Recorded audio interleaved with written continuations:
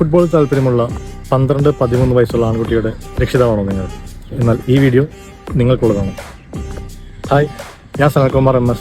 കഴിഞ്ഞ ഒരു വർഷം മുമ്പാണ് ഞാൻ ഡിസ്കഷൻ ഫുട്ബോൾ അക്കാദമി സ്റ്റാർട്ട് ചെയ്യുന്നത്. നിലവിൽ 3 ക്യാമ്പുകളിലായി 80-ലധികം കുട്ടികൾ നമ്മുടെ അക്കാദമിയിൽ ഫുട്ബോൾ പഠിക്കുന്നുണ്ട്.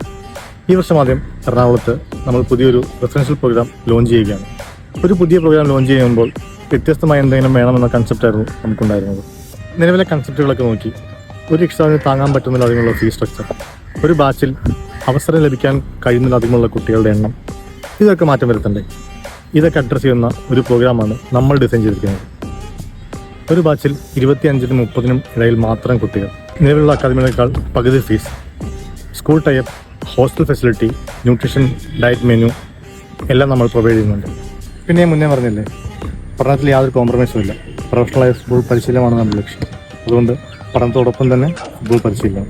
നമ്മുടെ പുതിയ ബാച്ചിലേക്കുള്ള അഡ്മിഷൻ ആരംഭിച്ചു കഴിഞ്ഞു. ഇനി ഏതാനും സ്ലോട്ടുകൾ മാത്രമേ ബാക്കിയുള്ളൂ. നിലവിൽ 7-8 ക്ലാസ്സിൽ പഠിക്കുന്ന കുട്ടികൾക്കാണ് അവസരം. ഫുട്ബോളിൽ മികച്ച പഠനം കാഴ്ചവെക്കുന്ന എല്ലാവർക്കും സ്വാഗതം. See in the trials. This is the final call.